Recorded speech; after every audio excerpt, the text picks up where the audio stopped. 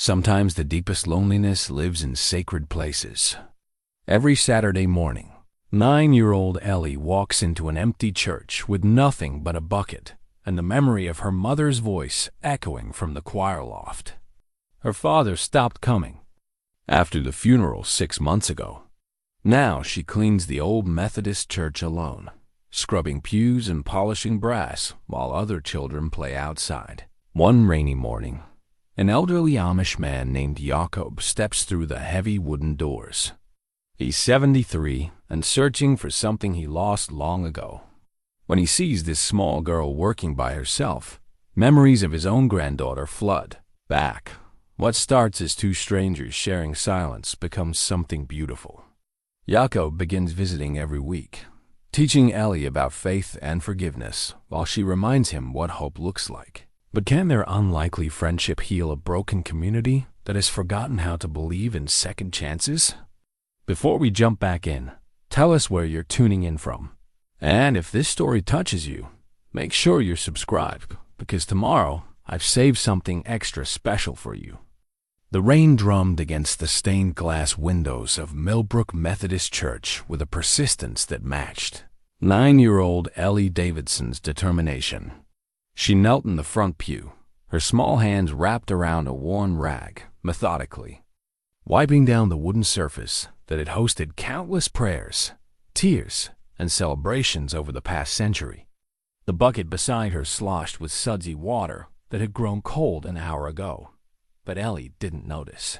She was lost in the rhythm of her work, in the familiar comfort of the sacred routine that had become her anchor in a world that felt unsteady beneath her feet.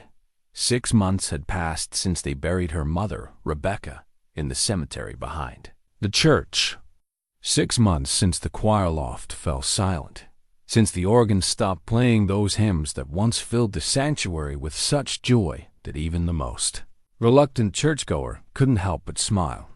6 months since her father, David, had spoken more than necessary words about school, dinner, or bedtime. The grief had settled into their small house on Maple Street, like dust on unused furniture, visible, persistent, and somehow making everything feel smaller. Ellie's mother had been the heart of this church. Rebecca Davidson possessed one of those rare voices that could carry hope across any distance. Whether she was leading the congregation in Amazing Grace or humming lullabies to Ellie at bedtime, she had directed the choir for 8 years, transforming a group of reluctant volunteers into something that approached heavenly.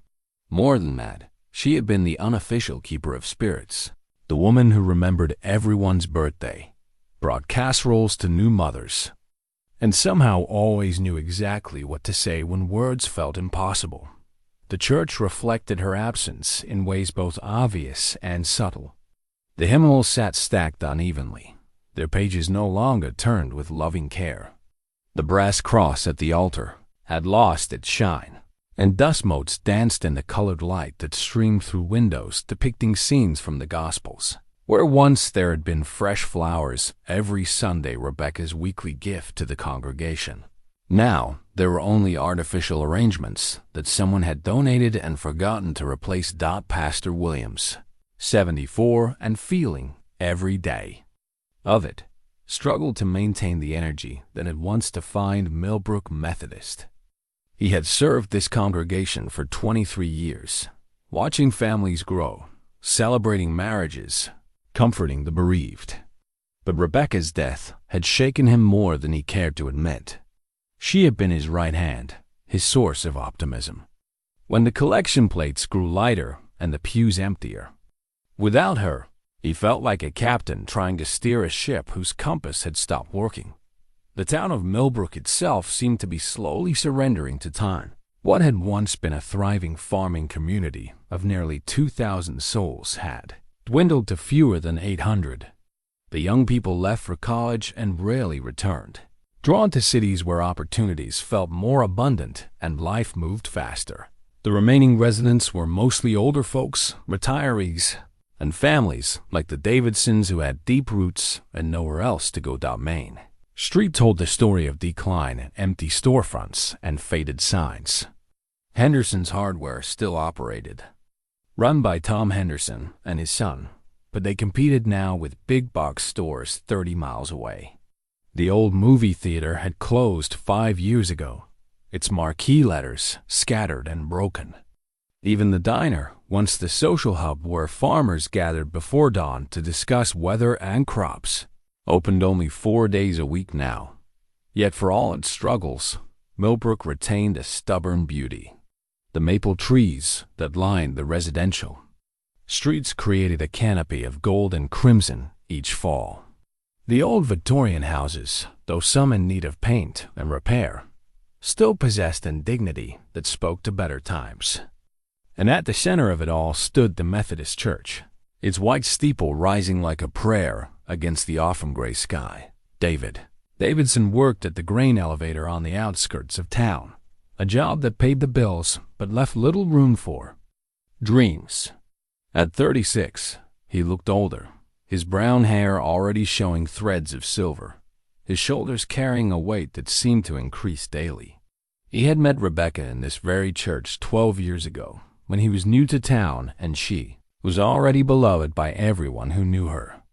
Their courtship had been gentle and sure, built on shared values and a quiet understanding that they were better together than apart. After Rebecca's death from cancer, a swift, cruel battle that lasted only 4 months from diagnosis to funeral, David found himself adrift in ways he had never imagined. Everything reminded him of her: the coffee mug she favored, the way sunlight fell across their kitchen table in the morning, the sound of Ellie's laughter that echoed her mother's. He threw himself into work and practical concerns, believing that if he could just keep moving, keep providing, keep the basic machinery of their lives functioning, eventually the pain would subside to something manageable. But what he hadn't anticipated was how his grief would create a distance between him and Ellie. Every time he looked at his daughter, he saw Rebecca's eyes, Rebecca's stubborn determination, Rebecca's capacity for finding joy in small things. It was beautiful and unbearable simultaneously. So he retreated into efficiency, making sure Ellie had clean clothes and regular meals and rides to school, while struggling to access the emotional presence she needed most. Ellie, wise beyond her years in the way children forced into early independence, often are, understood more than her father realized. She knew he was hurting. She knew he loved her. She also knew that something essential had broken in their family, and she had appointed herself the keeper of whatever pieces she could gather. Cleaning the church wasn't just about honoring her mother's memory. It was about maintaining a connection to something larger than their shared sadness. On this particular Saturday morning, as rain pelted the windows and Ellie worked her way methodically through the sanctuary, she heard the heavy front doors creak open. She looked up, expecting to see Pastor Williams arriving early for his weekly sermon preparation. Instead, a figure she didn't recognize stood in the doorway, silhouetted against the gray morning light. The man was tall but stooped slightly with age, wearing the plain dark clothing and wide-brimmed hat that marked him as Amish. His beard was white and full, his face weathered by decades of outdoor work and simple living. He carried a walking stick carved from dark wood, its handle shaped into a simple cross that had been polished smooth by years of use. For a moment, he simply stood there, water dripping from his coat onto the worn wooden floor, as if uncertain whether he belonged in this place. Ellie set down her rag and stood, curious but unafraid. She had seen Amish families at the farmers' market, though they rarely came into town otherwise. This man looked tired, not just from travel, but from something deeper, a weariness that seemed to emanate from his very bones. "I'm sorry," he said, his voice carrying the careful cadence of someone who spoke English as a second language. "I didn't know anyone was here. I was caught in the rain and saw the church. I thought perhaps I might wait until it passes." His eyes, pale blue and kind, took in the scene. This small girl with her bucket and rag, the empty pews, the quiet sanctuary that spoke of both devotion and loneliness. Something in his expression shifted, softened, as if he recognized a kindred spirit in circumstances he understood too well. "It's okay," Ellie said, wiping her hands on her jeans. "I'm just cleaning. My mom used to take care of the church, but she died, so now I do it." The simple honesty of her statement hung in the air between them. The old man removed his hat, revealing hair as white as his beard, and stepped further into the sanctuary. His walking stick tapped softly against the floor as he moved, the sound echoing in the vast space. "I am Jakob," he said. "Jakob Yoder, and you are very kind to care for this beautiful place." "I'm Ellie," she replied. "Ellie Davidson. Are you really Amish?" A gentle smile creased Jakob's weathered face. "I am, though perhaps not as good an Amish man as I once was." There was something in his tone, a sadness that matched her own, that made Ellie feel as if she had found someone who might understand the weight she carried.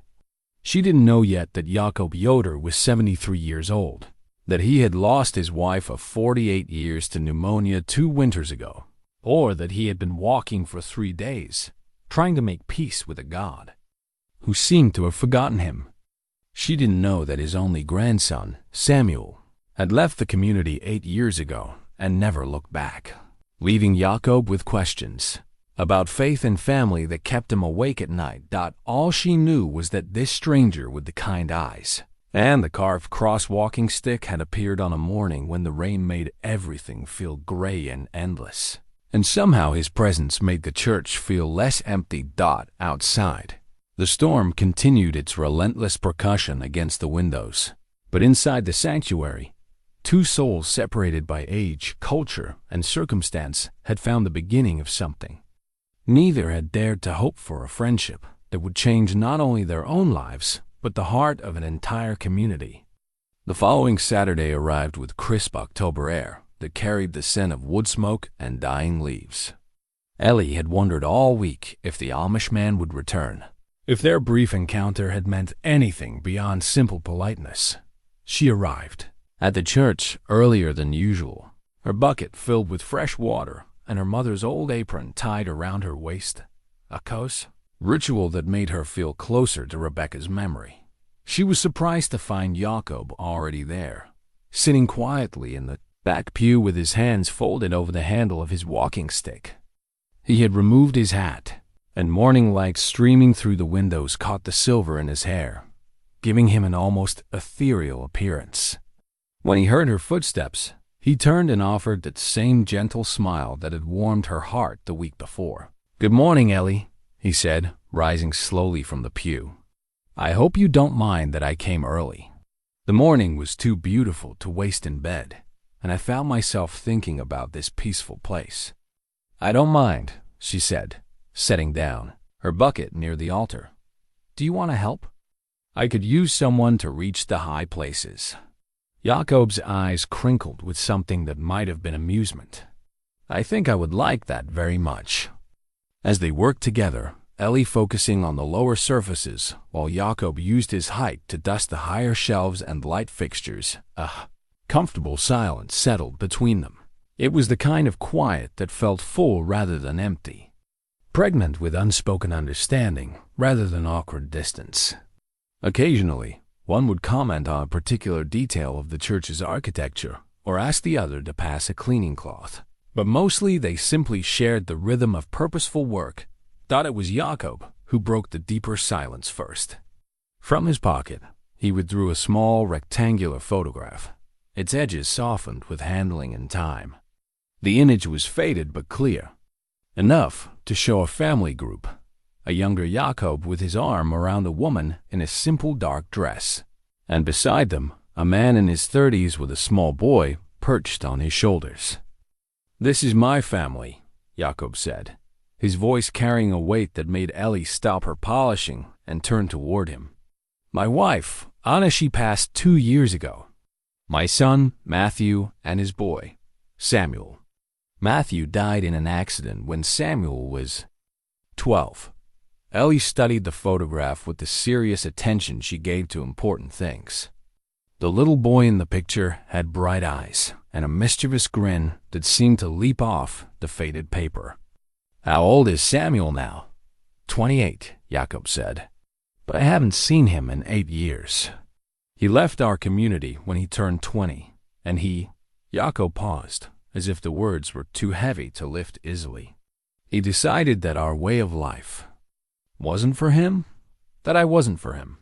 The old man's pain was so evident that Ellie felt it in her own chest, a familiar ache that reminded her of her own loss. She reached out and touched his weathered hand with her small one. I'm sorry. That must hurt a lot. Jakob nodded, carefully returning the photograph to his pocket. It does. But perhaps that is why I understand a little of what you carry, young Ellie. Loss comes in many forms, but it always leaves us wondering what we might have done differently. My dad says we can't change what happened to Mom, Ellie said, returning to her work but keeping her voice gentle. But sometimes I think if I had prayed harder or been a better daughter, maybe God would have let her stay. Ah, Jakob said, his voice soft with recognition. The burden of believing we could have changed what was beyond our control. I know this weight well. I have spent many nights wondering if I was too strict with Samuel, too set in the old ways. If I had been more understanding, perhaps he would not have felt the need to leave so completely. They worked in contemplative silence for several more minutes before Ellie asked, Why did you come to our church? Aren't Amish people supposed to worship with their own community? Jakob leaned against his walking stick, considering how to answer. My community believes I should remarry, move on with life as if Anna never existed. They mean well, but some grief cannot be hurried. I found myself walking farther and farther from home during my morning prayers, asking God to show me where I belong now. Last Saturday, the rain brought me here, and I found something I had lost. What did you find? Purpose, Jakob said simply, and perhaps a reminder that God's family is larger than any one community's boundaries. The profound honesty of this admission settled between them like a benediction. Ellie understood, in the way children sometimes do, that she was witnessing something important. A man of deep faith struggling to reconcile tradition with the reality of a changing heart. Would you like to see something?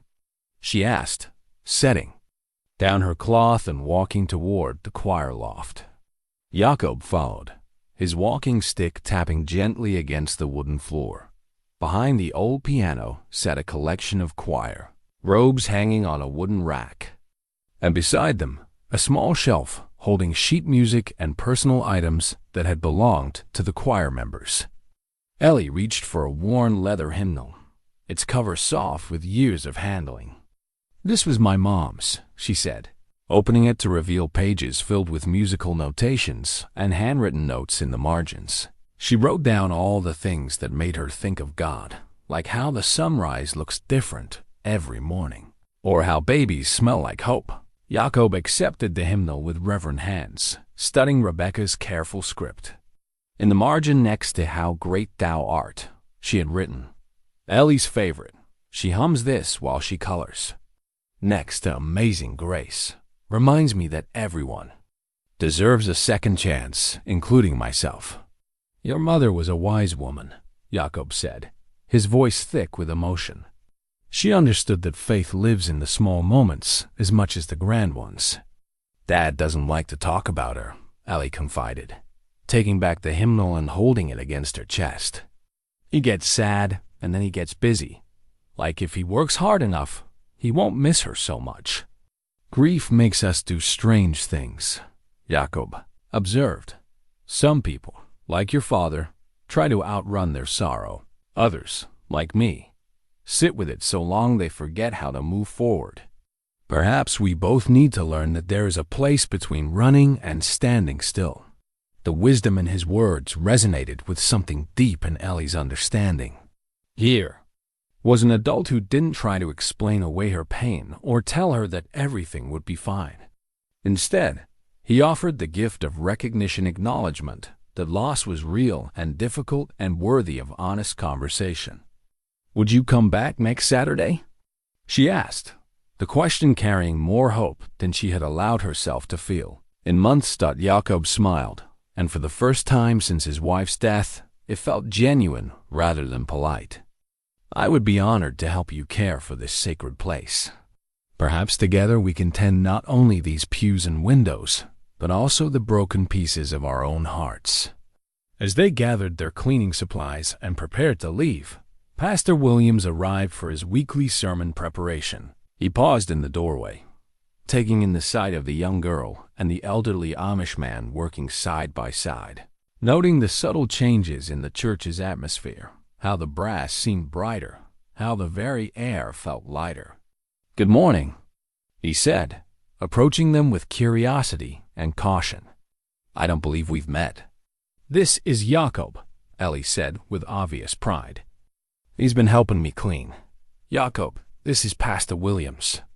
The two men shook hands, each taking the measure of the other.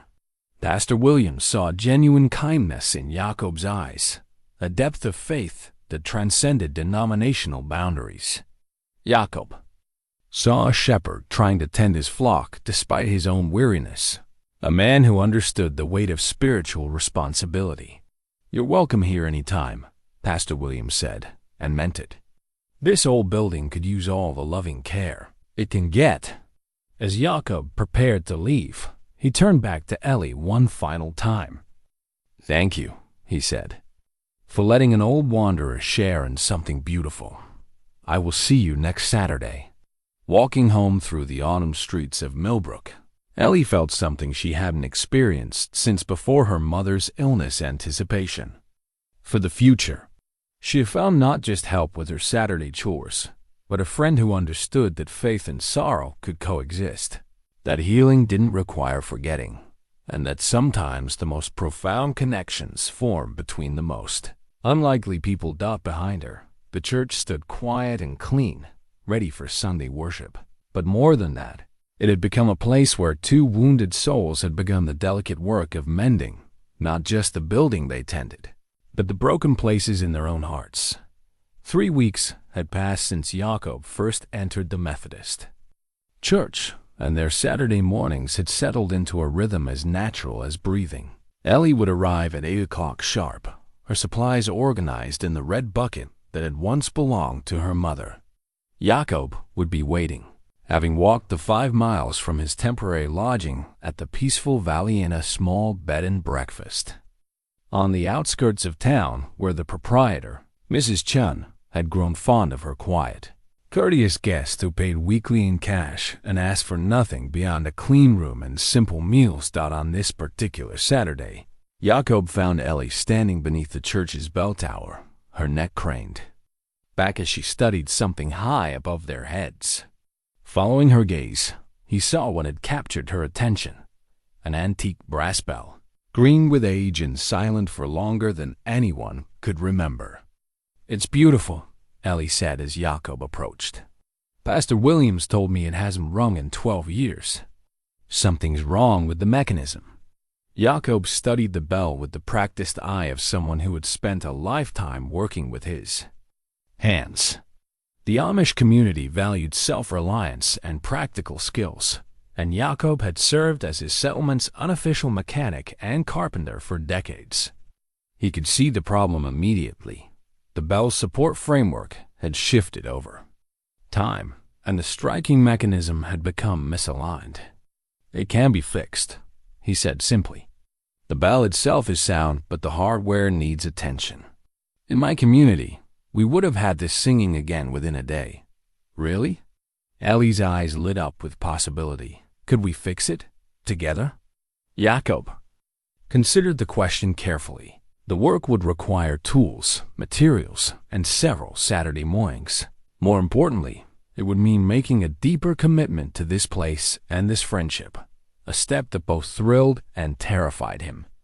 Since Anna's death, he had avoided anything that might require him to hope for the future.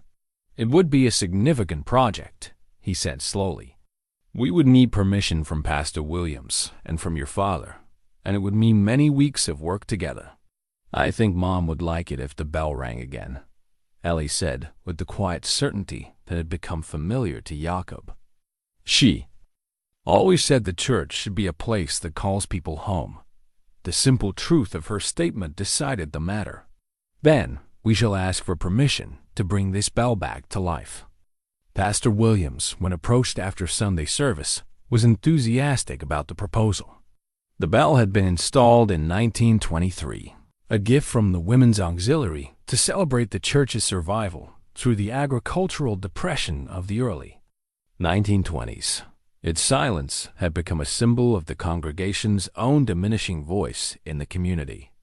"If you think it can be done safely," Pastor Williams said, "then you have my blessing and my gratitude."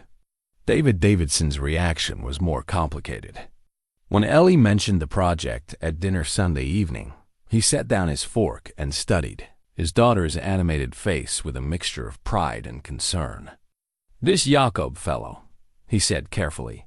"Tell me more about him." Ellie launched into an enthusiastic description of their Saturday mornings together, of Jakob's gentle teaching about patience and craftsmanship, of the way he listened to her stories, about Rebecca without trying to change the subject or offer empty comfort. As she spoke, David recognized something he hadn't seen in his daughter's eyes since before Rebecca's diagnosis: genuine excitement about the future. "He sounds like a good man," David admitted, "but I need to meet him properly. And I want to understand exactly what this bell project would involve." The following Saturday, David arrived at the church just as Jakob and Ellie were finishing their usual cleaning routine. Jakob rose from where he had been polishing the wooden pews, extending his hand in greeting with the same quiet dignity that had first impressed Ellie. "Mr. Davidson," Jakob said, "I am honored to meet you. Your daughter speaks of you with great love and respect." David found himself studying this man who had somehow become important to his child. Jakob's handshake was firm, but not aggressive, his eyes direct, but not challenging. There was something profoundly peaceful about his presence, a quality that David envied and found comforting simultaneously. "Ellie tells me you want to fix the old bell," David said, glancing up toward the tower. "Only if you approve," Jakob replied. "It would be good work for willing hands, and your daughter has expressed a desire to honor her mother's memory by bringing music back to this place." They climbed together to the bell tower, where Jakob patiently explained the mechanical problems and his proposed solutions. David, who worked with machinery at the grain elevator, could see that Jakob understood both the technical challenges and the safety considerations involved. "The work would teach valuable skills," Jakob continued. "Patience, precision, respect for tradition. These are lessons that serve a person well throughout life." As they spoke, David noticed how Ellie followed every word of their conversation. How she asked thoughtful questions about pulleys and counterweights. How she seemed to bloom under Jakob's patient attention. It occurred to him that this older man was offering his daughter something David felt unable to provide, a sense of purpose that looked forward rather than backward. "All right," David said finally, "but I want to be involved. This is my daughter's project, which makes it mine too." Jakob's smile was radiant. "I would welcome your participation, Mr. Davidson. Many hands make work both easier and more joyful." They spent the remainder of the morning planning their approach, with Jakob sketching diagrams on the back of church bulletins and Ellie taking careful notes in a composition book she had brought for the purpose. David found himself drawn into the discussion, his own mechanical knowledge complementing Jakob's traditional craftsmanship. It was then that Sarah Murphy arrived for her weekly flower arranging. Sarah, a widow in her early 40s, had been bringing fresh flowers to the church for 3 years, quietly maintaining one of Rebecca's traditions without fanfare or expectation of recognition. She paused in the doorway of the sanctuary, taking in the sight of the unlikely trio hunched over their plans. "Well," she said with a warm smile, "this looks like something interesting." Ellie immediately launched into an explanation of their bell restoration project, her enthusiasm infectious. Sarah listened with genuine interest, asking questions that showed she understood both the technical challenges and the emotional significance of the work. "I think it's wonderful," she said when Ellie finished. "This church needs projects that bring people together. And it needs that bell to ring again." As the morning progressed, Sarah naturally integrated herself into their planning session. She had lived in Millbrook her entire life and knew which local businesses might donate materials or services. She also possessed organizational skills that complemented their mechanical expertise. "We'll need to coordinate with the county about permits," she pointed out. "And someone should document the process, maybe for the church newsletter and a town paper." David found himself paying attention to Sarah in a way he hadn't allowed himself to notice any woman since Rebecca's death. There was something appealing about her practical enthusiasm, her willingness to jump into a project without needing extensive convincing. Jakob watched these interactions with quiet satisfaction. He had learned long ago that the best solutions to complex problems often emerged when diverse skills and perspectives were brought together in service of a common goal. This bell project was becoming something larger than a simple mechanical repair. It was creating the foundation for a community dot. As they prepared to leave that morning, Jakob pulled Ellie aside for a private word. "You have given me a great gift," he told her. "This project, this purpose, it reminds me why God gives us hands to work and hearts to hope." "You're the one giving me a gift," Ellie replied. "You're helping me do something important for Mom." Jakob nodded, understanding that they were both right. In the delicate mathematics of human connection, gifts freely given multiplied rather than diminished, creating abundance where scarcity had once lived. Walking home that afternoon, Ellie felt the satisfaction that comes from meaningful work shared with people who care. The Bell Project had given shape to her Saturdays, but more than that, it had created a reason for her father to smile again. A way for her to honor her mother's memory through action rather than sadness dot above them. The silent bell waited patiently for its resurrection, a symbol of all the beautiful things that could be restored when broken hearts chose to work together rather than suffer alone. The Bell Restoration Project had progressed steadily over the following month, with each Saturday bringing visible improvements to the ancient mechanism. Jakob's patient instruction had taught both Ellie and David the careful art of metalwork restoration, while Sarah had proven invaluable in coordinating supplies and permissions. The work had drawn attention from other church members and townspeople, creating a gentle buzz of interest that hadn't surrounded the Methodist Church in years. It was during the fourth week of work that Ellie made a discovery that would change the direction of their Saturdays entirely. While cleaning out a storage closet in the church basement, she found a wooden recipe box tucked behind boxes of old Christmas decorations. The box was painted a faded blue and decorated with small flowers that had once been bright yellow but had mellowed to the color of old cream. "Look what I found," she called to Jakob, who was examining rust patterns on a piece of Bell hardware. David had been called away to handle an emergency at the grain elevator, but had promised to return by noon. Jakob set aside his work and accepted the box with curious hands. Inside, carefully organized on index cards, were dozens of handwritten recipes in Rebecca's familiar script. But these weren't ordinary recipes. Each card contained not just ingredients and instructions, but personal notes about when the dish had been served, who had particularly enjoyed it, and what memories were associated with its preparation. Potluck. Potato salad. Read one card. Mrs. Henderson's favorite, she always asked for seconds.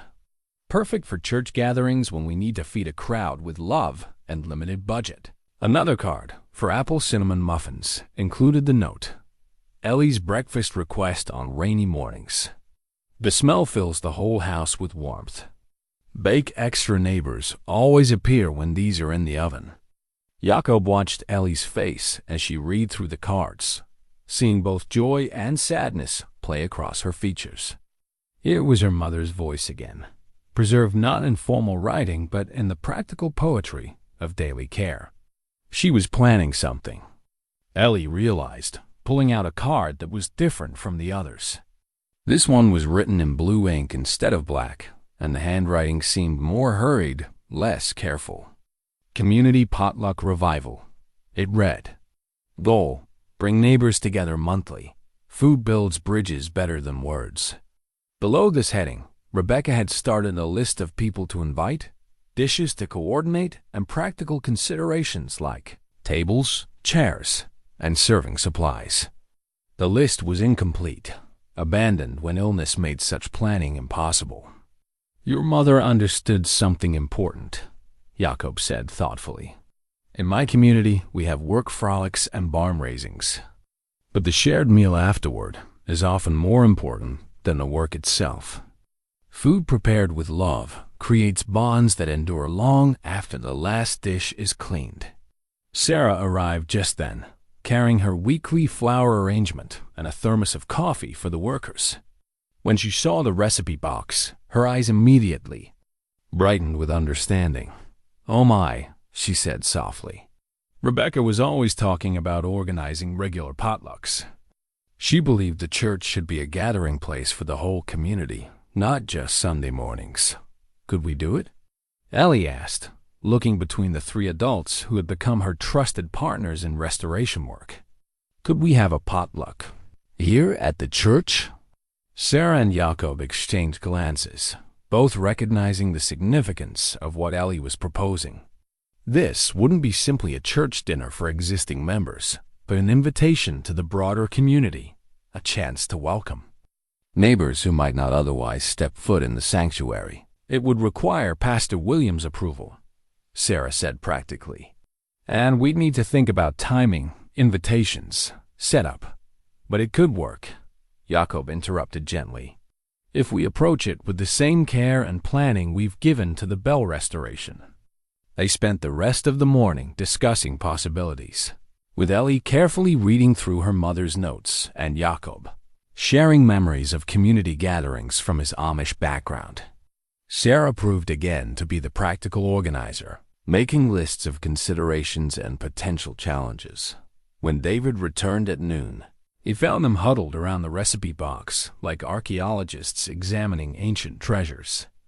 Ellie immediately launched into an explanation of their discovery and their emerging plans for a community potluck. "Mom wanted to do this," she said, showing him the blue ink card. "She was planning it before she got sick. We could finish what she started." David studied the card, recognizing Rebecca's handwriting and her eternal optimism about bringing people together. He could see the appeal of the project, but he also understood the practical challenges and the emotional risks involved. "It's a big undertaking," he said carefully. "What if people don't come? What if we're not ready?" "Then we'll have tried something beautiful," Jakob said simply. "And trying something beautiful in honor of someone we love is never a mistake, even if the results aren't what we hoped." Sarah nodded in agreement. "Besides, we don't have to start big. What if we planned something small for November, maybe 20 or 30 people? We could use it as a fundraiser for the bell restoration and see how the community responds."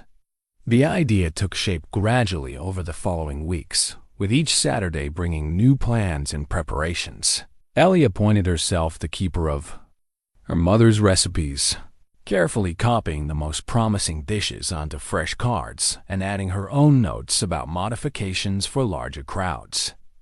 Jakob shared traditional Amish recipes that could be easily multiplied, while Sarah coordinated with other church members and longtime community residents. Pastor Williams was enthusiastic about the project, seeing it as an opportunity to open the church's doors to neighbors who might not otherwise visit. He suggested they schedule the potluck for the second Saturday in November, giving them enough time to properly prepare and promote the event. Tom Henderson, who ran the hardware store and served on the town council, was less enthusiastic when Sarah approached him about donating paper goods and basic supplies. "Seems like a lot of fuss for something that might not work," he said. though not unkindly. This town's tried community events before. People are set in their ways. Maybe, Sarah replied diplomatically. But maybe people are just waiting for the right invitation. As the weeks progressed, word of the planned potluck spread through Millbrook's informal communication networks, the coffee counter at Henderson's Hardware, the checkout line at Miller's Grocery, the waiting area at Dr. Patterson's office. Reactions were mixed, ranging from enthusiastic support to polite skepticism to outright concern about outsiders being welcomed into church spaces.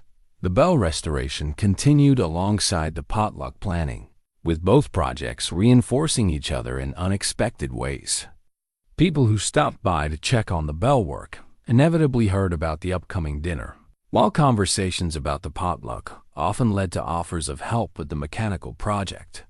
Ellie found herself at the center of both efforts. Her natural enthusiasm and connection to Rebecca's memory, making her an effective ambassador for their community-building efforts. She had learned to explain the bell's mechanics with Jakob's patient precision, and to describe the potluck plans with her mother's welcoming spirit.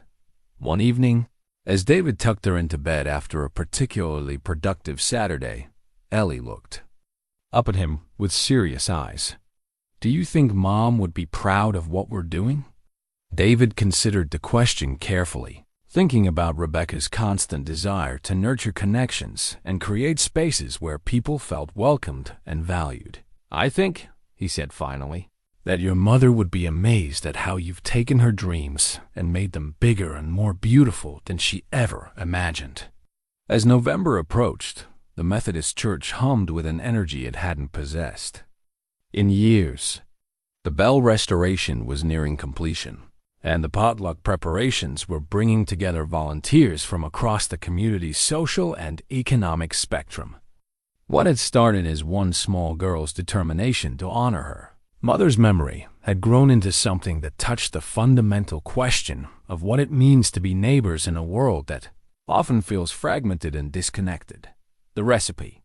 A box sat in a place of honor on the church's kitchen counter, its faded blue paint and careful handwriting serving as daily reminders that love expressed through food and fellowship could indeed build bridges better than words. The first Saturday in November arrived with the kind of crisp autumn weather that made even skeptics believe in the possibility of good things.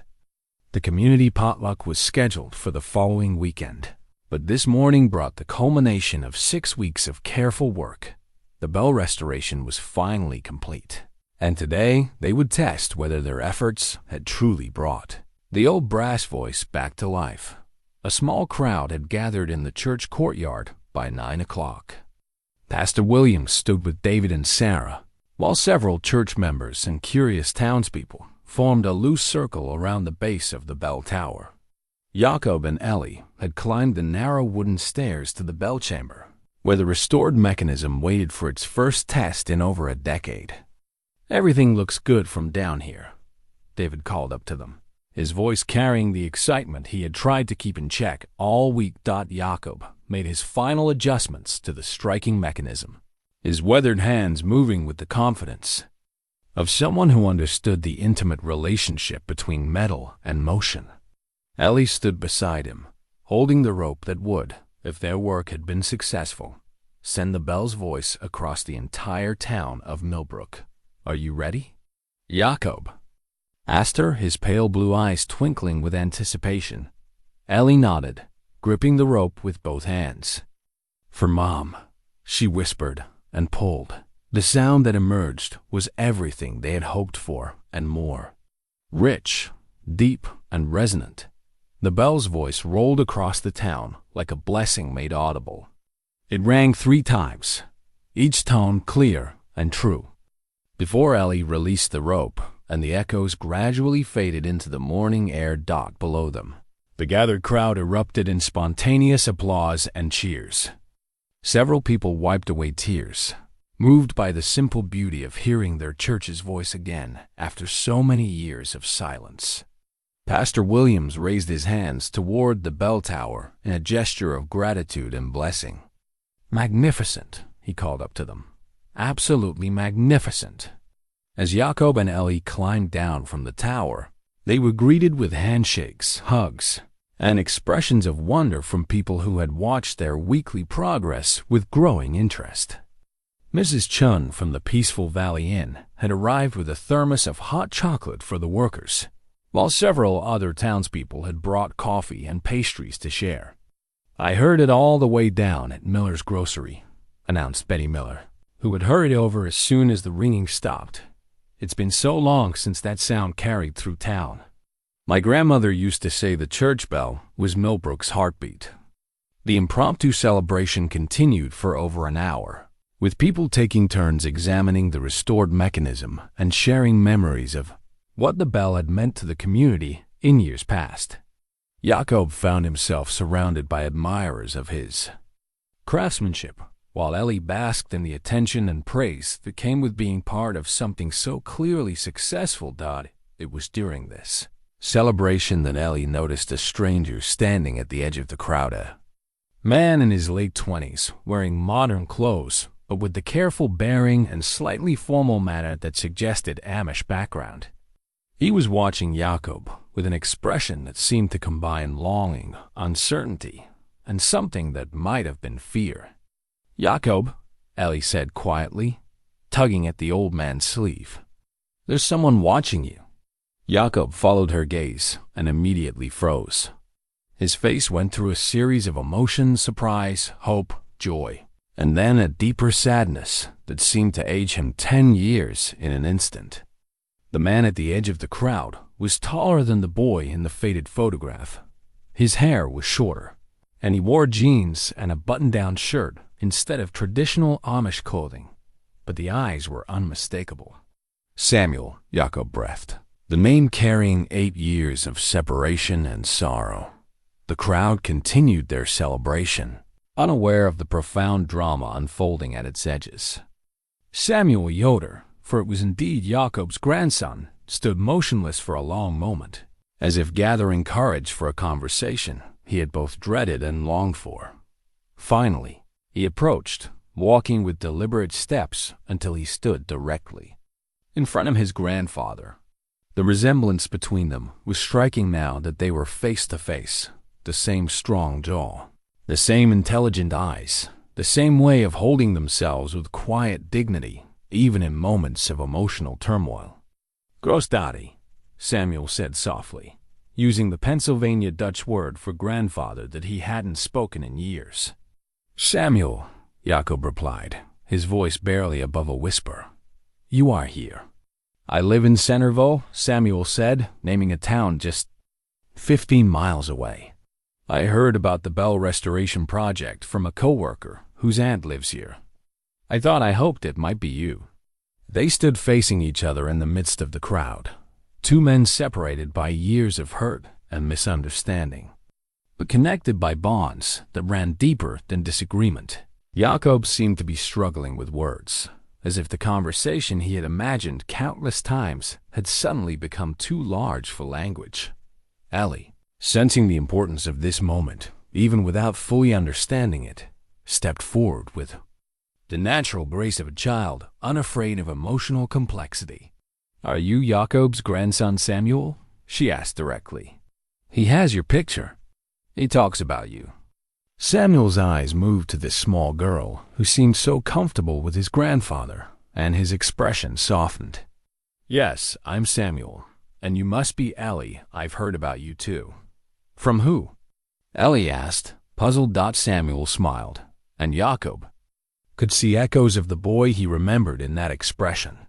"From Pastor Williams."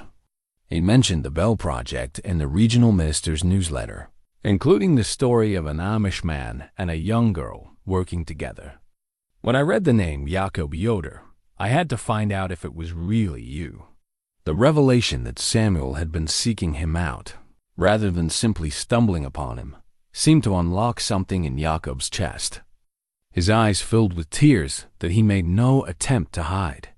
"I have carried your absence like a stone in my heart," Jakob said simply. "Every day, I have wondered if you were well, if you were happy, if you ever thought of your old grandfather, who loved you more than his own life. I never stopped thinking about you, Samuel replied, his own voice thick with emotion. "I just didn't know how to come back without disappointing you again."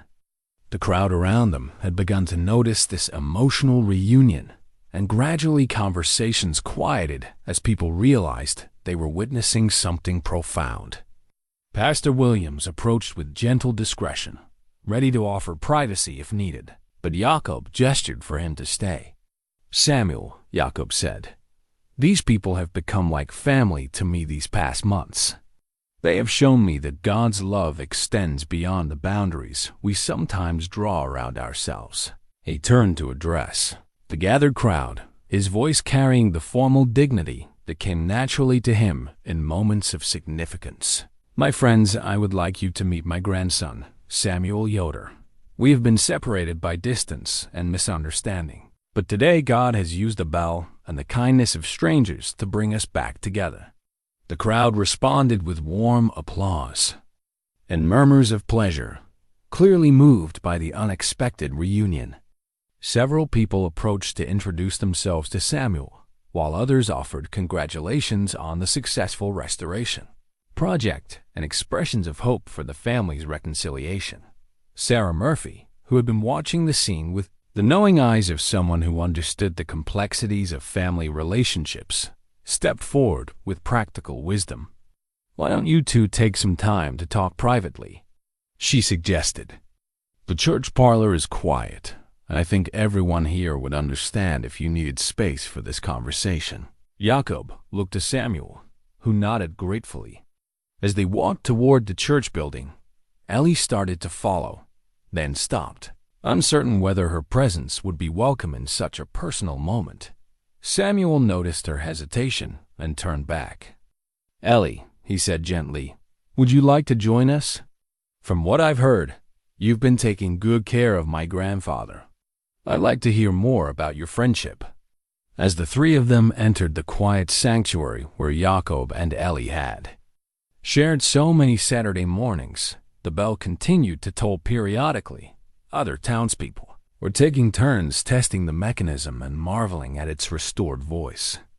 Each ring seemed to celebrate not only the success of their mechanical efforts, but the possibility that broken things, whether brass bells or family relationships, could indeed be repaired with patience, skill, and hope. The wooden pews that had witnessed so many conversations between Jakob and Ellie were about to host another pivotal discussion, one that would determine whether the restoration of trust could prove as successful as the restoration of bells. In the quiet sanctuary, with afternoon light filtering through stained glass windows, 3 generations sat together in the front pew, where Jakob and Ellie had shared so many conversations about loss, faith, and healing. Samuel looked around the familiar space, so different from the plain meeting houses of his Amish upbringing, yet somehow feeling like sacred ground nonetheless. Jakob reached into his coat pocket and withdrew something carefully wrapped in white cloth. As he unfolded the fabric, it revealed a partially completed quilt square, perhaps 8 inches on each side, worked in a traditional pattern of deep blues and soft grays with tiny, precise stitches that spoke of countless hours of patient labor. "This was your grandmother's work," Jakob said, his voice soft with memory. "She was making it for—" He paused, struggling with words that carried too much weight. "She was making it for the grandchildren she hoped to see grow up. She died before she could finish it." Samuel accepted the quilt square with reverent hands, studying the intricate needlework that represented his grandmother's love made tangible. The pattern was one he remembered from childhood, the double wedding ring, design that Amish women traditionally made for their daughters and granddaughters. "I remember her working on quilts," Samuel said quietly. "The way she would sit by the window in the evening, her needle moving so quickly, it seemed like magic. She always said that quilting taught patience and forgiveness," Jakob continued. "Each small stitch joins with others to create something beautiful and strong. Mistakes can be corrected, but only if you're willing to go back and do the careful work of mending."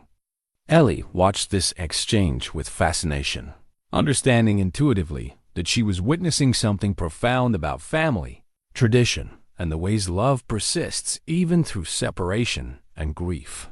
"Could you teach me?" she asked suddenly. "About quilting, I mean. My mom used to sew, but I never learned." Jakob smiled, his eyes crinkling with the first real joy Samuel had seen in his grandfather's face. "It would be my honor to teach you. And perhaps," he glanced at Samuel, "it would be something we could work on together.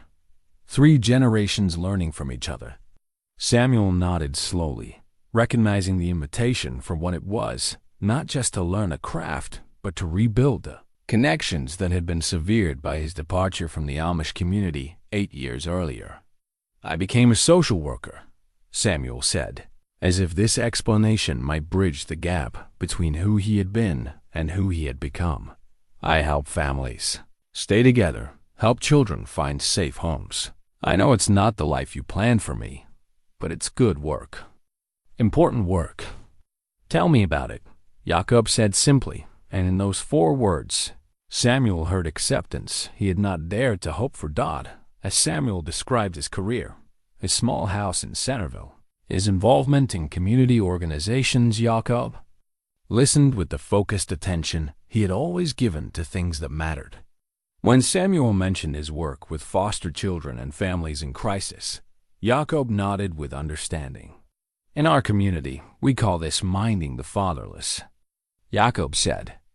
"It is good work, no matter what form it takes." Their conversation was interrupted by voices from outside. The crowd was beginning to disperse, and several people were calling out thanks and goodbyes. Through the windows, they could see David helping Sarah load empty coffee thermoses into her car, while Pastor Williams shook hands with the last few visitors. "The potluck is next Saturday," Ellie told Samuel.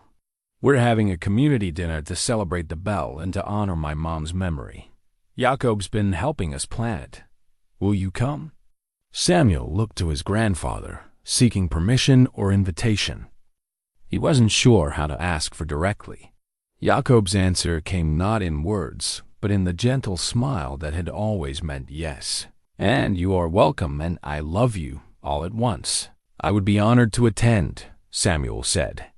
"And perhaps I could bring something to share a dish from the old recipes I still remember." As they prepared to leave the sanctuary, Jakob carefully rewrapped the quilt square and handed it back to Samuel. "Take this home with you. Think about whether you would like to help finish what your grandmother started." Samuel tucked the precious bundle into his jacket pocket, understanding that he was carrying more than just fabric and thread. He was accepting the possibility of connection to a past he had thought he needed to abandon completely. Outside, David was waiting to drive Ellie home, but he paused when he saw the 3 of them emerging from the church together. The family resemblance was unmistakable now, and David could see that something significant had transpired during their private conversation. "Jakob," David said, "would you like to join us for dinner tonight? Sarah's making her famous pot roast, and I think Ellie would enjoy having you meet more of our extended family." The invitation was clearly meant to include Samuel as well, and Jakob appreciated David's intuitive understanding of the situation. "That is very kind. Samuel, would you be able to stay?" "I'd like that very much," Samuel replied, then turned to Ellie. "But I should warn you, I'm out of practice with dinner conversation. I've been living alone for quite a while." "That's okay," Ellie said with characteristic directness. Jakob was out of practice too when he first started coming to the church, but he got better at talking to people. You probably will too. The simple wisdom of her observation made both men smile, and as they walked toward David's truck, Samuel found himself thinking about his grandmother's belief that quilting taught patience and forgiveness. Perhaps rebuilding family relationships required the same careful attention to detail, the same willingness to go back and mend what had been torn. That evening, around Sarah's dining room table, Samuel found himself part of a conversation that felt both foreign and familiar. The food was different from what he had grown up with, and the topics ranged from Ellie's school activities to local politics to plans for the upcoming potluck. but the underlying rhythms were the same adults sharing the day's experiences. A child contributing her own perspective. The comfortable silences that indicated people at ease with each other's company. After dinner, while Sarah and David cleaned up, Jakob and Samuel sat on the front porch with Ellie between them, watching. The sun set behind the maple trees that lined the street. The air carried the scent of wood smoke and the distant sound of geese heading south for the winter. "I have a daughter," Samuel said suddenly, the words emerging as if they had been waiting years for the right moment. "Her name is Anna. She's 7 years old." Jakob went very still, processing this revelation that made him not just a grandfather, but a great-grandfather to a child he had never met. "Her mother and I aren't married," Samuel continued, his voice careful but not defensive. "We live in the same town, and we share custody. Anna's a good kid, curious, kind, smart as a whip. She likes books and drawing and asking questions about everything. I would very much like to meet her," Jakob said quietly. "If that would be appropriate." "I've told her about you," Samuel admitted. "About growing up Amish, about the grandfather who taught me to work with my hands and to think before speaking. She's been curious about that part of her heritage." Ellie, who had been listening to this conversation with growing excitement, spoke up with characteristic enthusiasm. "Could she come to the potluck? I bet she'd like the church, and she could meet everyone at the same time."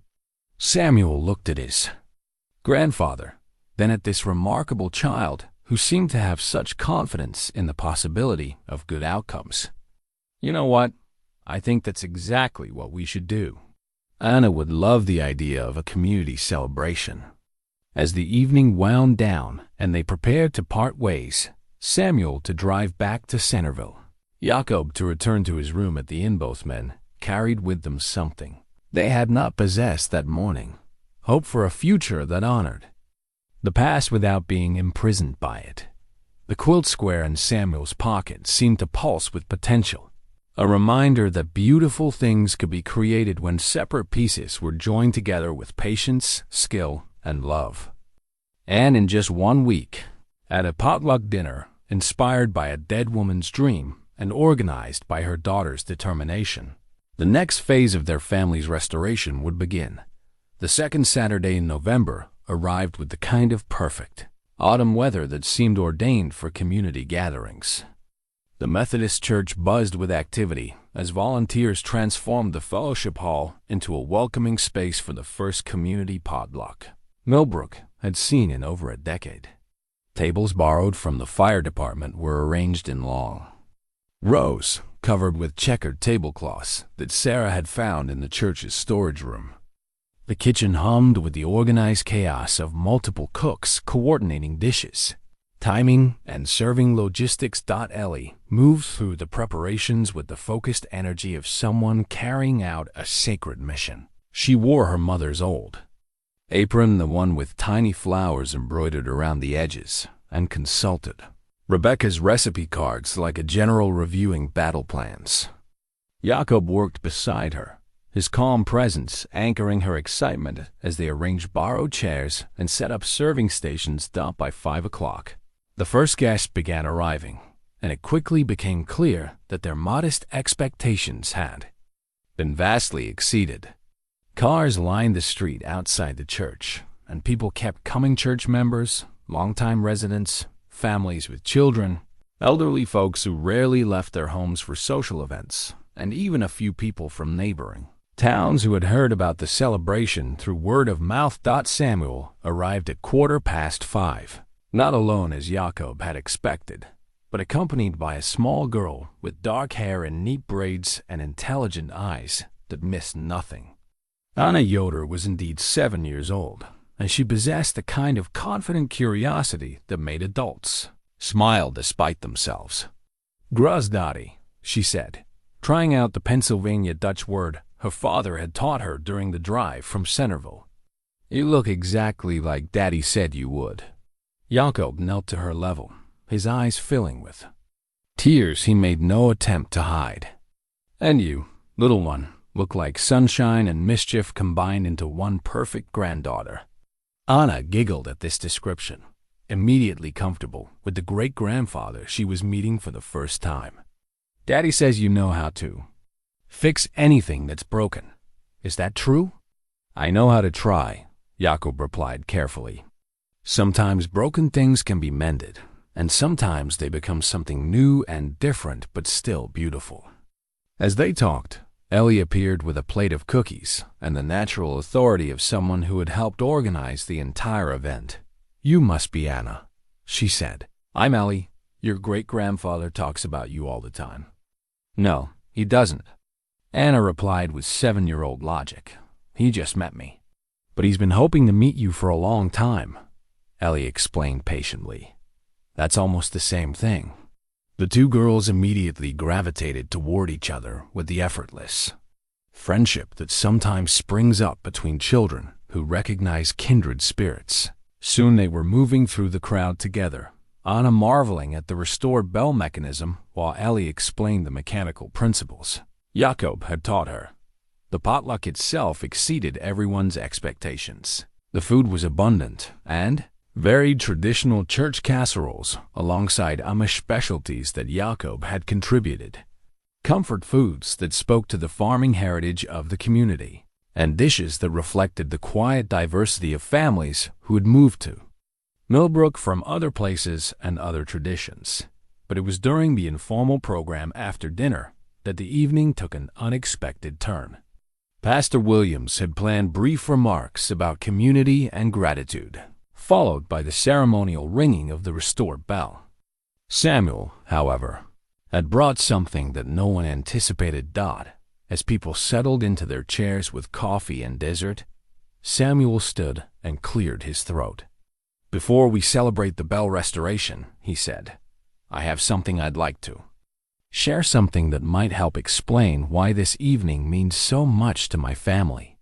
From his jacket pocket, he withdrew a business card and handed it to Pastor Williams, who read it aloud with growing amazement. Samuel Yoder, MSW, Family Reunification Specialist, Children and Family Services, Regional Office. A murmur of surprise rippled through the gathering. Jakob looked at his grandson with confusion, not understanding the significance of the title or why Samuel felt compelled to share his credentials at a church potluck. 8 years ago, Samuel continued, his voice carrying across the suddenly quiet room. I left my Amish community because I believed I had to choose between honoring my heritage and serving a calling I felt in my heart. I thought my grandfather would never forgive me for abandoning our traditions, and I was too proud and too hurt to try to bridge that gap.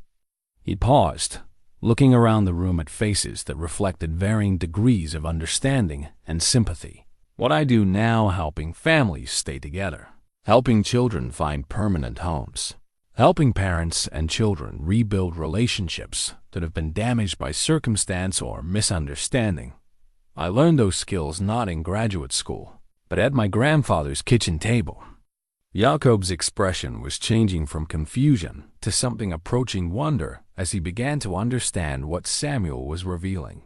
Every family I've helped reunite, Samuel continued. Every child I've placed in a loving home, every parent I've taught to communicate with an angry teenager. I've drawn on lessons my grandfather taught me about patience, about the importance of understanding before seeking to be understood, about the way love sometimes requires us to let go of our expectations and accept people as they are. The room was completely silent now, absorbed in this unexpected testimony about the connections between traditional wisdom and modern service. 6 months ago, Samuel said, his voice growing stronger, I was assigned to a case that changed everything.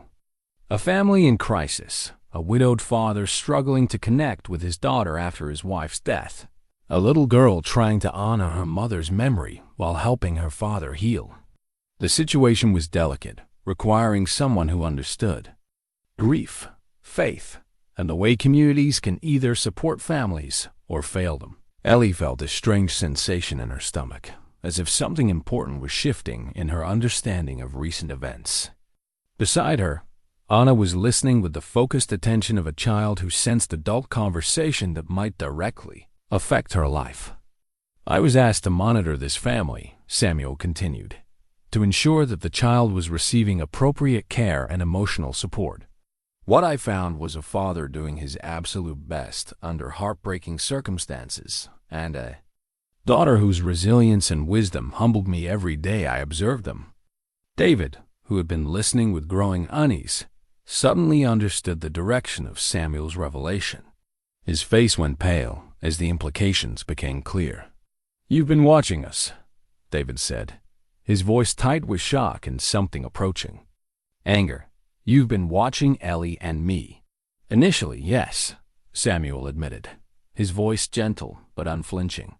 "Someone I'm not at liberty to say who filed a concern about a child spending too much time unsupervised at the church. About a father who might not be coping well with single parenthood. My job was to assess the situation and determine whether intervention was necessary." The revelation hit the gathering like a physical blow. People looked around at each other with confusion and concern, trying to process the idea that this family dinner celebration had grown out of what was essentially a child welfare investigation. Ellie felt the world tilt sideways as she processed what Samuel was saying. "You were spying on us?" "No, sweetheart," Samuel said, addressing her directly with obvious affection. "I was protecting you. Or at least I thought I was. What I discovered instead was that you were protecting everyone else, your father, your church community, and eventually my grandfather and me." Jakob was staring at his grandson with an expression that combined pride, confusion, and a dawning understanding of the miraculous complexity of what had unfolded over the past months. "The first week I came to observe," Samuel continued, "I found my grandfather, whom I hadn't seen in 8 years, sitting in the back pew of your church, holding a conversation with a 9-year-old girl about loss and faith and healing.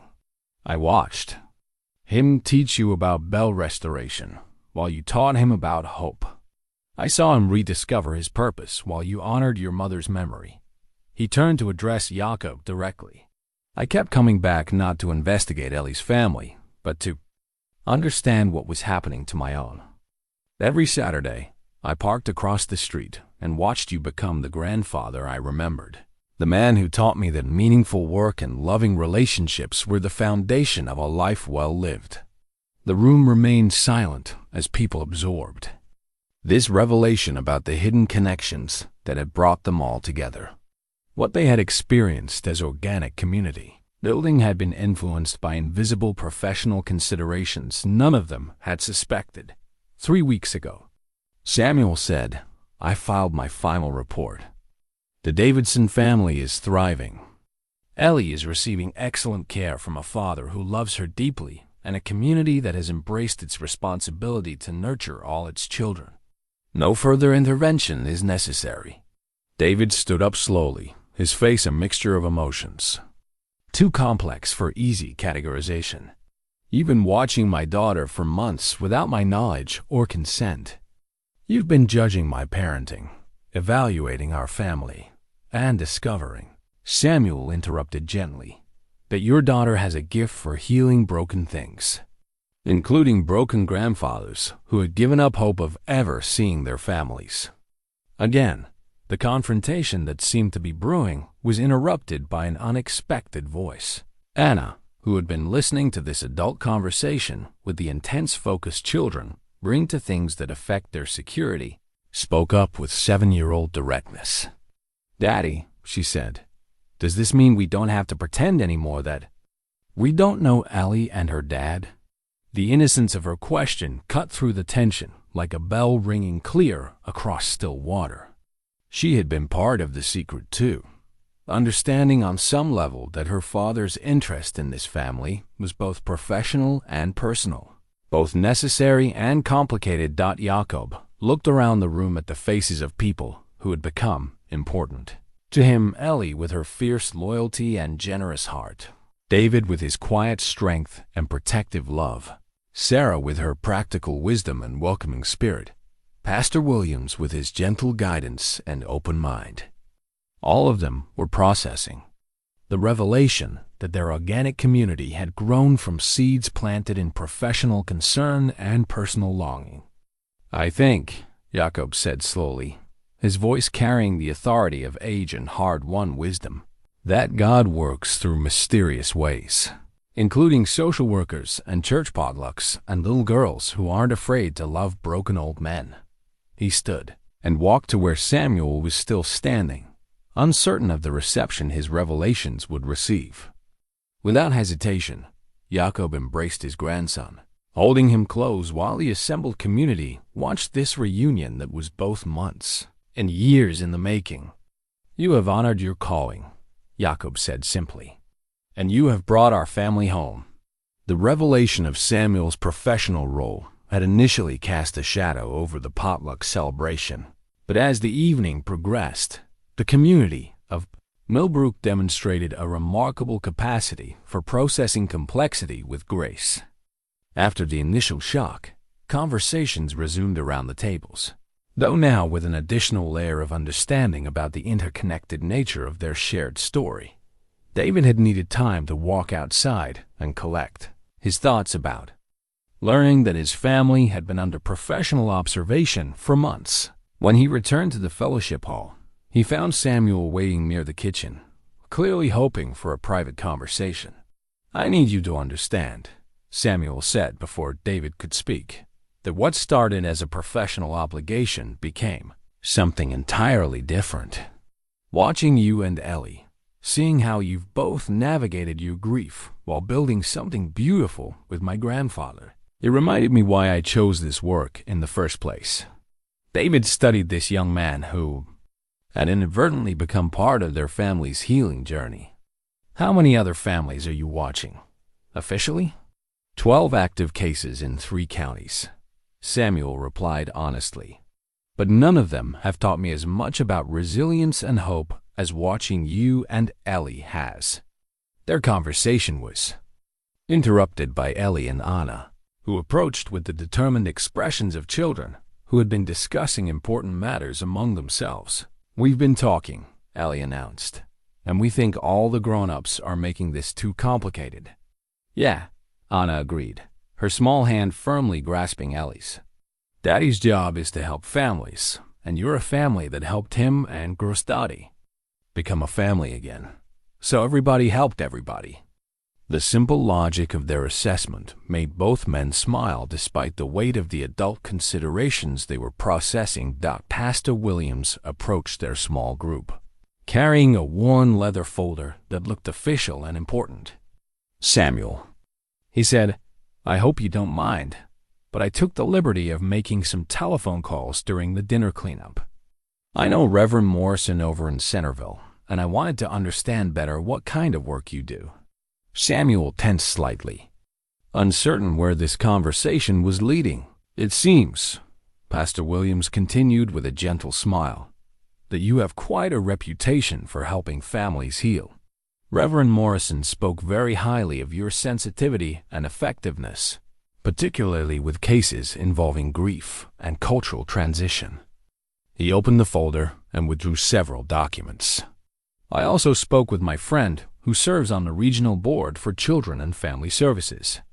They've been looking for someone to serve as community liaison for this area, someone who understands rural families and traditional communities. The position would be based here in Millbrook." The implications of this offer hung in the air like the scent of wood smoke on an autumn evening, rich with possibility and requiring careful consideration. "It would mean," Pastor Williams continued, "that you could serve families throughout this region while living close enough to your grandfather to continue rebuilding your relationship, and close enough to Anna that she could spend time here whenever she wanted." Anna's face lit up with excitement. "Could I help with the church projects? Could I learn quilting like Grostati promised to teach Ellie?" Jakob, who had been listening to this conversation with growing wonder, spoke with the careful precision he brought to important decisions. "Before we make plans for the future, perhaps we should complete something from the past." From his coat pocket, He withdrew the partially finished quilt square that Anna's great-grandmother had been working on before her death. In the warm light of the fellowship hall, surrounded by the evidence of successful community building, the small piece of fabric seemed to pulse with potential. "This represents unfinished love," Jakob said, addressing the small group that had gathered around them. "Anna was right to make it for grandchildren she would never meet. But perhaps we can finish what she started, together." He looked around. At the faces watching him, Samuel with his careful hope, Anna with her bright curiosity, Ellie with her generous heart, David with his protective strength, Sarah with her practical wisdom, Pastor Williams with his gentle guidance. "I'd propose," Jakob continued, "that we spend the next few weeks completing this quilt square together, not just as a family project, but as a community one. Everyone who has been part of our healing can add stitches, add their hopes and prayers to what Anna started." Sarah stepped forward with the organizational enthusiasm that had made all their projects successful. "We could meet here at the church, maybe Wednesday evenings. I could coordinate supplies and make sure everyone knows they're welcome, regardless of their sewing experience. I could provide traditional patterns and teach the techniques," Jakob offered. "And Samuel could help us understand how this kind of community activity supports family healing in ways that formal interventions sometimes cannot." The idea took shape rapidly, as good ideas often do when they emerge from genuine need and shared commitment. Within 20 minutes, they had outlined a plan for weekly quilting sessions that would culminate in a completed memorial quilt to be displayed permanently in the church sanctuary. But it was Tom Henderson, the skeptical hardware store owner who had questioned the wisdom of their earlier projects, who posed the question that gave their plan its deeper significance. "What happens after the quilt is finished?"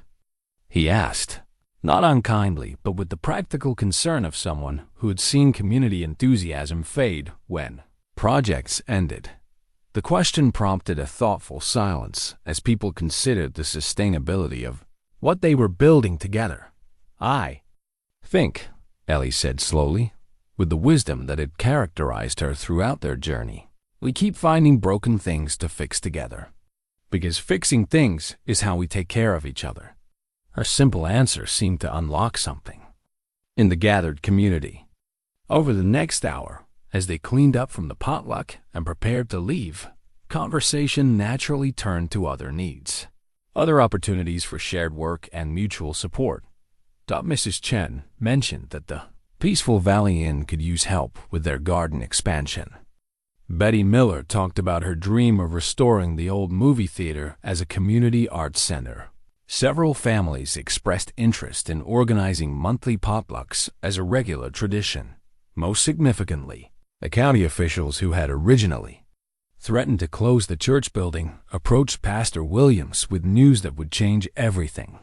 "We've been watching what you folks have accomplished here," said County Commissioner Janet Ross, a woman in her 50s who had grown up in Millbrook before moving away for college and career. "The building improvements, the community engagement, the way you've brought different groups together. It's exactly what rural communities need to stay viable." She handed Pastor Williams an official-looking document. "We'd like to designate the Methodist Church as a historical landmark and provide grant funding for continued restoration. More than that, we want to use your community building model as an example for other struggling rural areas." The implications of this recognition extended far beyond the immediate practical benefits. What had started as one small girl's determination to honor her mother's memory had grown into something that could influence community development throughout the region. As people finally began to leave that evening, carrying leftover food and plans for upcoming projects, the fellowship hall emptied slowly.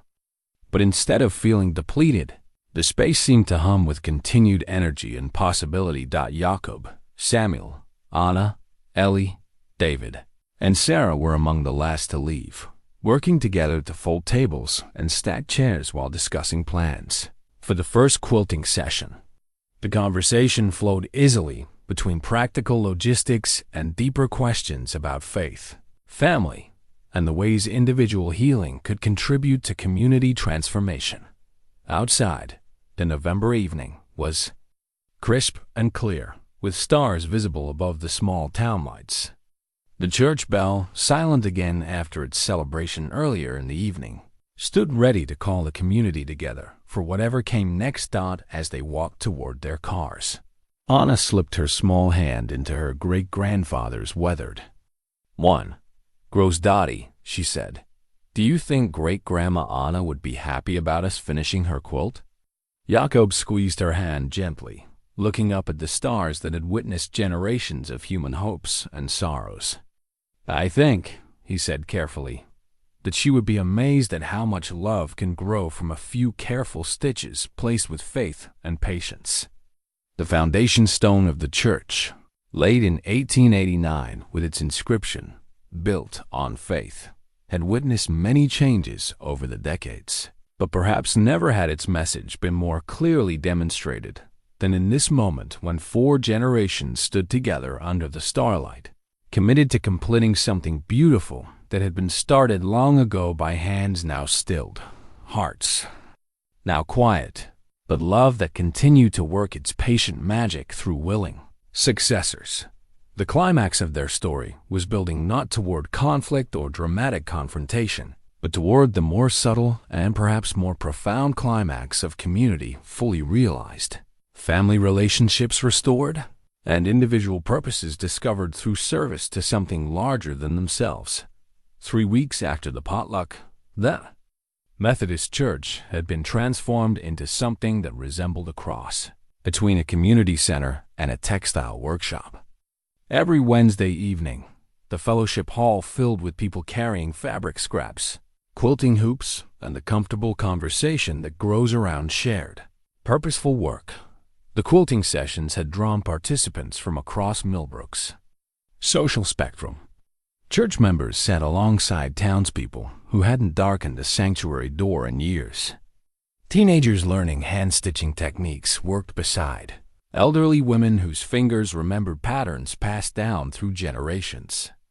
Even Tom Henderson had appeared one evening, claiming he needed to understand what all the fuss was about, and had stayed to learn basic embroidery stitches for his contribution to the border design. Jakob served as the gentle master teacher, moving from person to person with patience that seemed inexhaustible. He taught traditional Amish techniques alongside more modern approaches, emphasizing that the goal was not perfection but participation, each stitch carrying the maker's hopes and intentions into the growing whole. Samuel had indeed accepted the position as regional community liaison, and his professional insight had enriched their group discussions in unexpected ways.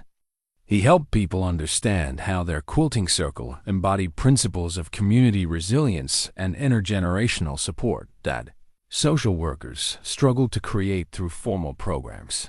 But it was the restoration of the church's foundation stone that had emerged as the evening's most significant development. During their second week of quilting, Ellie and Anna had been playing in the church basement while the adults worked upstairs. Their exploration had led them to discover that a section of the original foundation wall seemed to be constructed differently from the rest. Older stones arranged in a pattern that suggested something might be hidden behind them. Pastor Williams, when consulted, remembered vague stories about a time capsule that had supposedly been placed in the church's cornerstone during its original construction in 1889. Church records from that period were incomplete, but the possibility was intriguing enough to warrant investigation. Tom Henderson, whose skepticism had gradually transformed into grudging enthusiasm for their projects, brought his expertise in building restoration to bear on the mystery. Working carefully with hand tools to avoid damaging whatever might be concealed, he and Jakob had spent the past week slowly removing mortar and stones from a section of the foundation wall. On this particular Wednesday evening, their careful excavation had revealed a metal box, green with age but still intact, embedded in the original foundation. The discovery had generated enormous excitement among the quilting circle, but everyone had agreed that the box should be opened ceremonially, with the entire community invited to witness whatever revelations it might contain. The ceremony was scheduled for Saturday morning, exactly 1 month after the successful bell restoration that had started their community transformation. Word had spread throughout Millbrook and beyond, drawing people who wanted to be present for what felt like a moment of historical significance.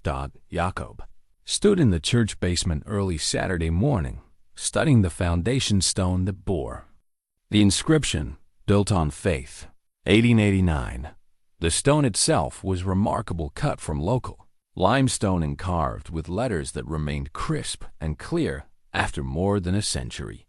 Around the inscription, earlier generations had added their own marks, initials, dates, small symbols that spoke to the human desire to leave some evidence of their passage through time.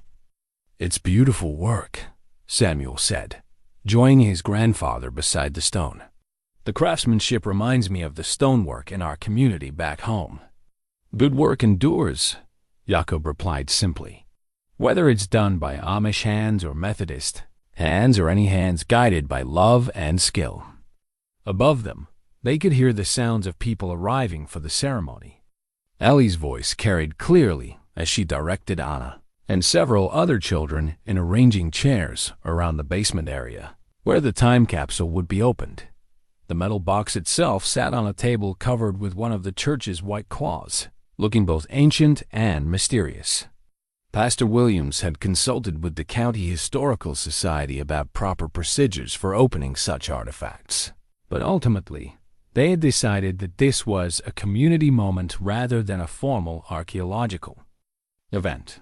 "Are you ready?"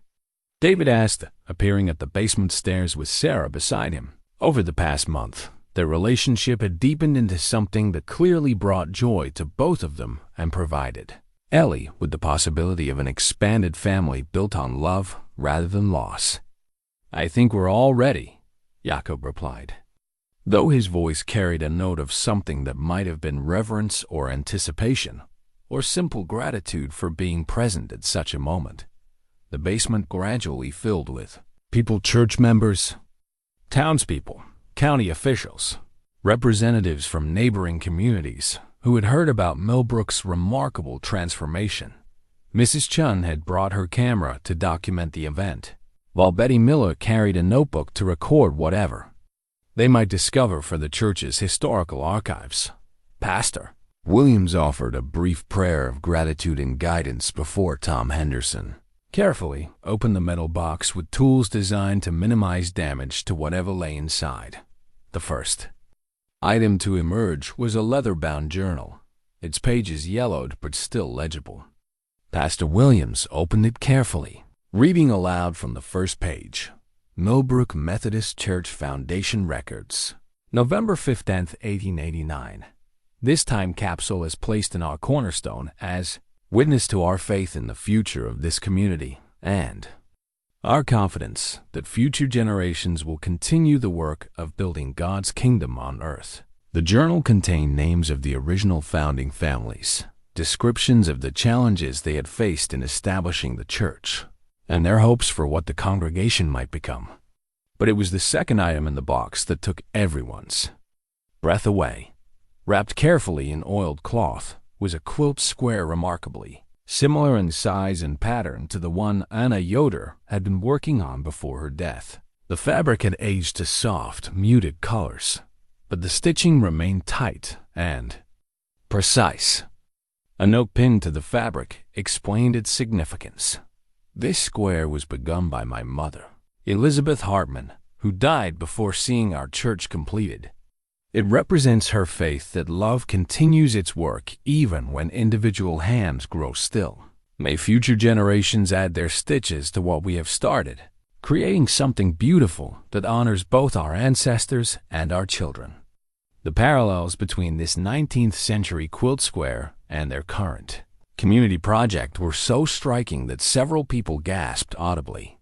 Jakob studied the antique needlework with professional appreciation, noting techniques and patterns that connected this past craftswoman to generations of women who had used needle and thread to create beauty and meaning. "It's almost identical to the pattern Anna was using," Samuel observed quietly. "The same traditional design, the same approach to color and placement." Ellie, who had been listening to these discoveries with growing excitement, suddenly understood the deeper significance of what they were witnessing. "They were doing exactly what we're doing," she said, with the clarity that characterized her insights. "They were finishing something that someone else started, hoping that someday other people would finish what they started." Pastor Williams nodded, recognizing the profound connections between past and present that their community was experiencing. "It appears that every generation faces the same choice, whether to complete what has been begun by those who came before, or to start entirely new projects and hope that future generations will carry them forward." The ceremony concluded with the decision to display both quilt squares side by side in the church sanctuary, the 1889 square as witness to enduring faith, and Anna Yoder's square when completed, as evidence of that faith's continued vitality. As people filed out of the basement and gathered in the sanctuary for the formal installation of the historical display, the restored church bell began to ring, not in celebration, but in simple acknowledgement that some moments require marking, some discoveries demand recognition. The sound carried across Millbrook and beyond, calling attention to a community that had learned to honor its past while building its future, to value tradition while remaining open to transformation. The discovery of the 1889 Quilt Square had transformed what was already a meaningful community project into something that felt almost sacred. As December arrived with its promise of winter and reflection, the Wednesday evening quilting sessions took on an intensity of purpose that surprised even their most dedicated participants. Anna Yoder's partially completed square had grown into a full-sized memorial quilt through the collective efforts of more than 30 people. Each person who added stitches also added their name to a community pledge book that Sarah had created to document everyone who had contributed to the project. The pledge book itself had become something more significant than a simple record of participation. People began writing brief messages alongside their signatures, hopes for the community, memories of loved ones, commitments to continue supporting their neighbors in whatever challenges lay ahead. Tom Henderson, whose skepticism had been slowly worn away by weeks of evidence that community cooperation actually worked, wrote, "I pledge to remember that good neighbors are worth more than good fences." Mrs. Chun contributed, "I pledge to keep my inn open to travelers seeking not just shelter, but community." David Davidson's entry read, "I pledge to teach my daughter that healing happens not in isolation, but in service to others."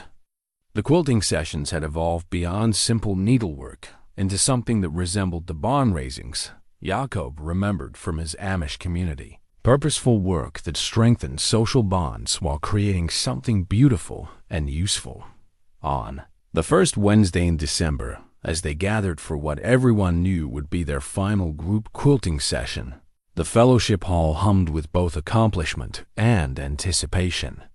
The completed quilt was stunning, a complex pattern of interlocking rings in blues and grays and soft whites, with each contributor's section clearly visible yet harmoniously integrated into the whole.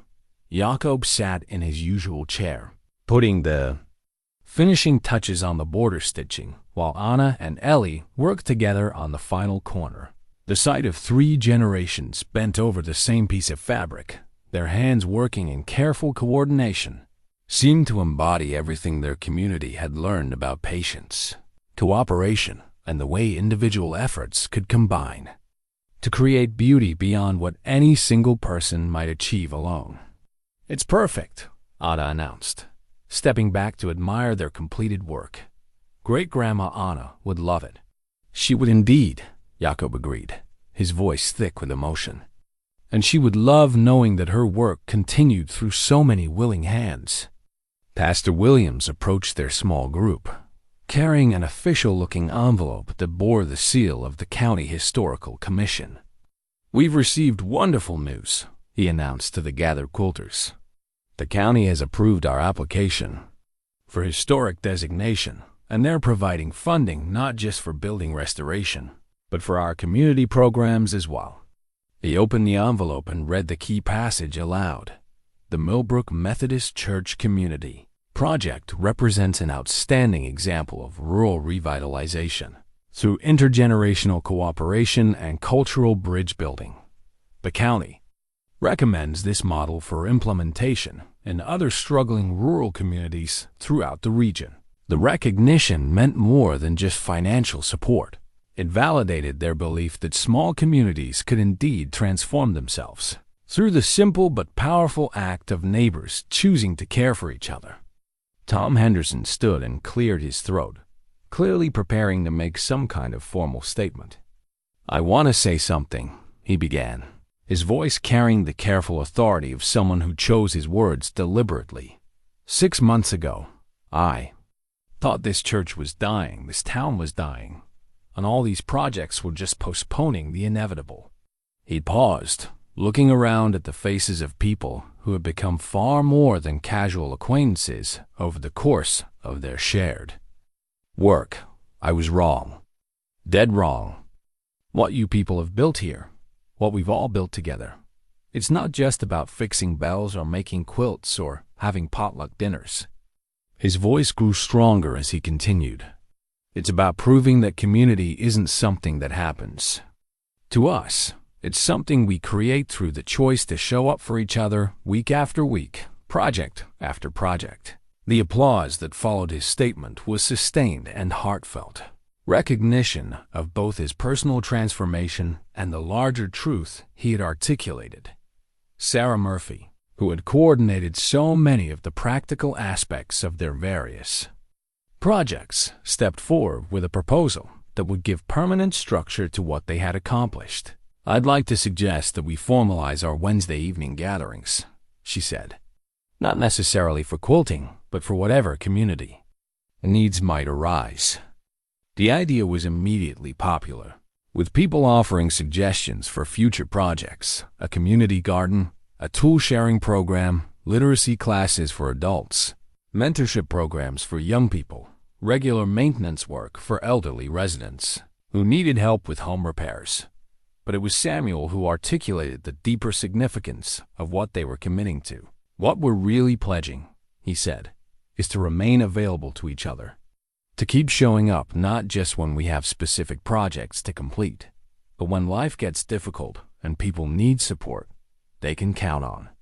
As the evening wound down and people prepared to take the completed quilt to the sanctuary for its permanent installation, Jakob gathered his family: Samuel, Anna, Ellie, David, and Sarah around the work table where Anna Yoder's original square had been transformed into something magnificent. "Before we hang this quilt," he said quietly, "I want each of you to place your hand on it and make a promise, not to the community, but to each other." They stood in a circle, their hands overlapping on the soft fabric that represented months of shared work and growing love. "I promise," Jakob began, "to remember that family is not just about blood, but about the choice to remain connected through all of life's changes." "I promise," Samuel continued, "to use my work to strengthen families like ours, and to never again let pride keep me from the people I love." "I promise," Anna said in her clear 7-year-old voice, "to learn all the things Gross Dottie wants to teach me, and to remember that stitches are like love, lots of little ones make something strong." "I promise," Ellie added, "to keep my mom's memory alive by helping other people feel welcome and loved."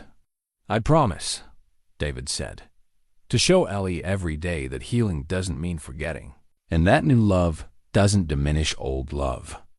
"I promise," Sarah concluded, "to help this family and this community remember that we are stronger together than any of us could be alone." As they carried the completed quilt into the sanctuary and hung it beside the pulpit where everyone could see it during Sunday services, the church bell rang out across the December evening, not because anyone was pulling the rope, but because the wind had picked up and was gently moving the restored mechanism. The sound seemed to announce that their work was complete. Their community was renewed, and their faith in the possibility of healing had been vindicated by the simple but profound act of choosing to care for each other through the patient accumulation of small, loving actions. 6 months later, on a warm May morning that carried the scent of lilacs and the promise of summer, Ellie Davidson stood in the doorway of the Methodist church sanctuary, no longer carrying a bucket and cleaning rags, but holding a bouquet of wildflowers she had picked from the community garden that now flourished behind the fellowship hall. The church bore little resemblance to the quiet, half-empty space where she had once worked alone. Sunlight streamed through windows that sparkled from regular care, illuminating pews filled with people of all ages who had come to celebrate something that 6 months ago would have seemed impossible: the wedding of David Davidson and Sarah Murphy. But this was more than just a wedding. It was a celebration of the transformation that had touched every aspect of life in Millbrook. Proof that the healing which had begun with one small girl's determination to honor her mother's memory had grown into something that strengthened. Everyone it touched thought Jakob sat in the front pew, resplendent in a new suit that maintained the simple dignity of his Amish heritage while acknowledging his expanded role in this Methodist community. Beside him, Samuel wore his own Sunday best, his arm around Anna, who had insisted on wearing a dress made from fabric that matched the memorial quilt hanging prominently near the altar. The quilt itself had become a focal point, not just for their church, but for visitors from other communities who came to see what had been accomplished in Millbrook. The county's Rural Development Office had indeed used their story as a model, and delegations regularly visited to understand how a community could transform itself through the simple but powerful practice of neighbors choosing to care for each other. Pastor Williams, now 75, but visibly renewed by the energy that surrounded him daily, stood ready to officiate at a ceremony that would formally recognize what had been growing true for months: that love multiplied rather than divided when it was freely shared, and that families could expand to include anyone willing to commit to the patient work of caring. The service began with the ringing of the restored bell, its voice now so familiar that people throughout the town automatically paused in their Saturday morning activities to listen for its message. Today, the bell rang 9 times, once for each member of the family being celebrated. David and Sarah, Ellie and Anna, Jakob and Samuel, Pastor Williams, who had become their spiritual grandfather, Mrs. Chun, who had provided daily care and weekly dinners, and Tom Henderson, who had grudgingly admitted that community cooperation actually worked better than individual stubbornness. Ellie walked down the aisle first, a role as maid of honor giving her an official position in a ceremony she had helped plan with the same careful attention to detail she brought to all her important projects. She carried not just flowers, but also a small photograph of her mother, Rebecca's smiling face, a reminder that love continued its work even when individual hands grew still. Anna followed as flower girl, scattering petals from the community garden while grinning at the assembled guests, who had become as familiar as extended family. Her great-grandfather had taught her that ceremonies marked important transitions, and she understood that today was marking her official inclusion in a family that had room for everyone who chose to participate in its ongoing creation. Sarah moved down the aisle with quiet grace, her happiness evident in every step. At 42, she had found not just romantic love with David, but also the deep satisfaction that came from serving something larger than herself. Her work coordinating community projects had expanded into a part-time position with the county, helping other rural areas implement programs similar to what they had developed in Millbrook. David waited at the altar with the patient confidence of a man who had learned that healing happened not through forgetting the past, but through allowing new love to build upon the foundation of old love. He carried Rebecca's memory not as a burden that prevented new relationships, but as a blessing that enriched his capacity to appreciate the gift of Sarah's presence in his life. The vows they exchanged had been written together, reflecting their understanding that marriage in midlife, after loss, required different promises than the hopeful commitments of young couples who had not yet learned how fragile and precious human connection could be. "I promise," David said, "to honor the love that brought us together, the community that supported us, and the children who have taught us that families grow through choice as much as through chance." "I promise," Sarah replied, "to remember that our love is strengthened by the love we share with others, and that the best way to honor those who are gone is to fully embrace those who are here." When Pastor Williams pronounced them married, the congregation erupted in applause that seemed to shake the old building's rafters. But it was the sound that followed, Anna's delighted giggle echoing off the sanctuary walls, that somehow captured the spirit of what they were all celebrating. The reception was held in the fellowship hall, where tables groaned under the weight of dishes contributed by the entire community. The meal itself had become a kind of communion, a sharing of food and fellowship that connected everyone, present to the larger story of healing and hope they had all helped to write. Jakob sat at the head table, watching 3 generations of his family laugh and talk with the easy comfort that comes from relationships built on genuine affection rather than mere obligation. Samuel had moved his family to Millbrook permanently, accepting not just the regional liaison position, but also the role of unofficial coordinator for the community programs that continued to draw visitors and imitators from throughout the region. As the afternoon progressed, and guests moved between the fellowship hall and the church garden, where games and conversation continued under the spring sunshine, Ellie found herself standing once again in the sanctuary, this time not alone, but surrounded by the evidence of what love could accomplish when it was given room to grow. The memorial quilt caught the afternoon light, its intricate pattern a visible reminder that beautiful things could be created when diverse skills and perspectives were woven together with patience and care.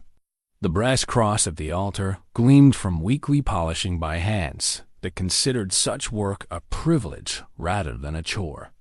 The restored bell waited silently in its tower, ready to call the community together for whatever celebrations or sorrows lay ahead. But it was the new family photograph that someone had placed beside Rebecca's hymnal on the piano that captured the essence of what had been accomplished. The picture showed 4 generations gathered around the completed quilt. Jakob with his arm around Samuel, Anna perched on her father's shoulders, Ellie beaming between David and Sarah, all of them connected by the invisible but unbreakable bonds of chosen love.